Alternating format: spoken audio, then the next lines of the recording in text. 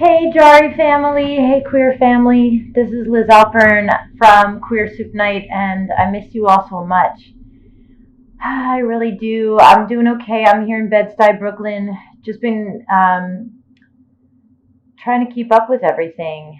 I feel like the world is changing, professional life is changing, so uh, cooking food has been really grounding for me. So I hope that some of you out there are cooking some good meals and finding some love and some grounding in that as well. So it's Passover right now, and it's a strange time of year.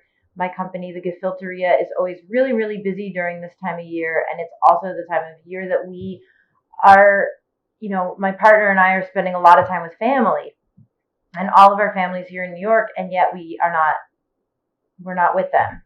So we had one virtual Seder last night, and we have another one coming up in a couple hours. So I am making matzo ball soup, which is totally my comfort food and very on brand for Queer Soup Night. So making matzo ball soup in my kitchen right now, and this is the actual soup that we will eat. I'll show you the broth in a little bit, but I just want to show you what we're going to do here with my matzo ball technique. I find that the key to a good matzo ball is really using whole matzah and grinding it up.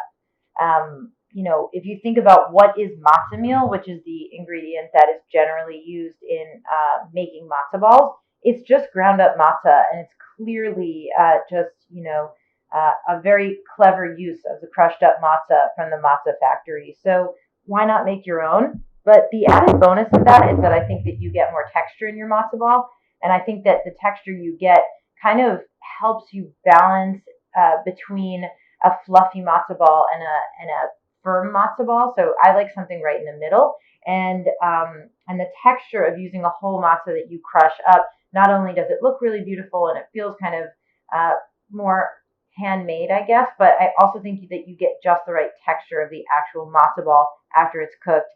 So I'm going to start with whole matzahs, and then I'm going to crush them up, and we'll throw together all the rest of the ingredients.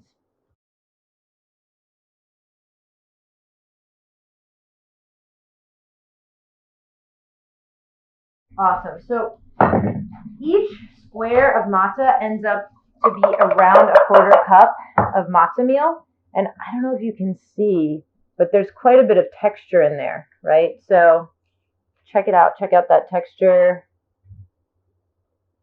That does not have nearly as much texture. I hope that's really clear to you. I got a light, but I don't know how clear it is. All right, let's do that. And then I've got a little kosher salt I'm going to throw in there. Some people put baking powder in their matzo ball mix. I think that's good if you want a really fluffy matzo ball, but I don't want something super, super fluffy. That's not really my style. And now, all right, so we got that. We got salt. And so now we have our wet ingredients. And one of the things that you want to do is you want to move pretty quickly to mix together your wet and your dry, and you want to fold your wet into your dry without overly stirring it. We don't want to develop any gluten because, again, that's what's going to lead to that dense matzo ball. And we want a little bit of density, but not too much density. So I'm just going to keep running. I've got a couple of eggs. Sometimes I like to have even more egg. I think that's good if you want something a little fluffier. I've got some olive oil, but the best thing to use is schmaltz, honestly. So schmaltz is rendered poultry fat. I have it in the freezer. I've got goose. And some duck schmaltz in the freezer. But for the purposes of what we're doing today, I thought olive oil might be really optimal. Hard to know. Okay, so we're whipping that up. No big deal. The other thing that I like to do is often matzo ball recipes will call for water in your matzo balls. And I think that it makes a lot more sense to just take some of the broth from your soup that you're cooking and use that as your other liquid ingredient. So I took half a cup of broth from my soup that's going right now, throwing that in there. Let it cool. Of course, I don't want to cook those eggs. Great. Okay, so now we've got our wet ingredients. And the other thing that I like to do is just put some fresh herbs in my matzo balls. I also sometimes put little bits of chicken in there if I'm making chicken soup at the same time, or carrots, or a little bit of celery. But we are making a really exciting matzo ball soup tonight. So I've got cilantro and parsley super finely chopped up in there. I'm going to throw that in with the dry ingredients. Just give it a stir. You can see this is pretty much the chillest thing to make of all. It looks really beautiful. Makes me happy. Can you see it? I don't know if you can see it. Okay, cool. We're all learning how to be at-home producers here in quarantine land. Okay, here we go. So I'm just going to gently stir together the wet and the dry. And the last stage of this, before we can actually cook these, is that this mixture needs to sit and hang out.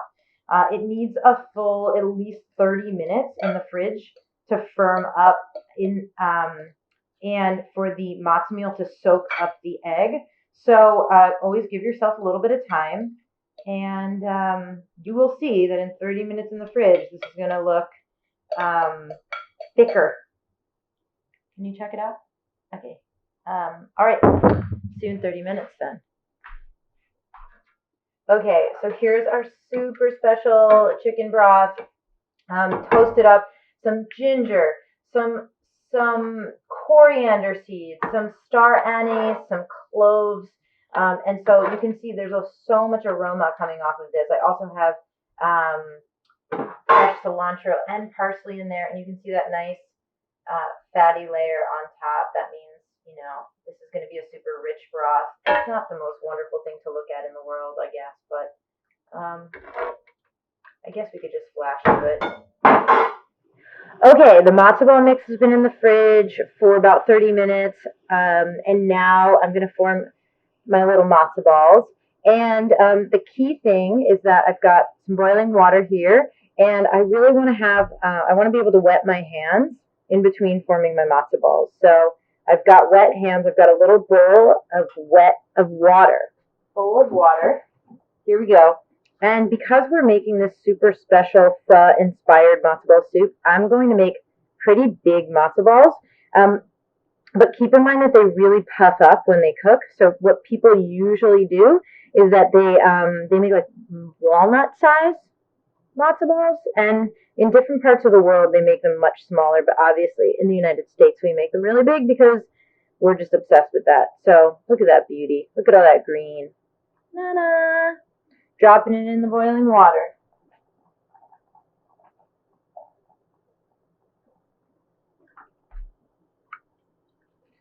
Okay.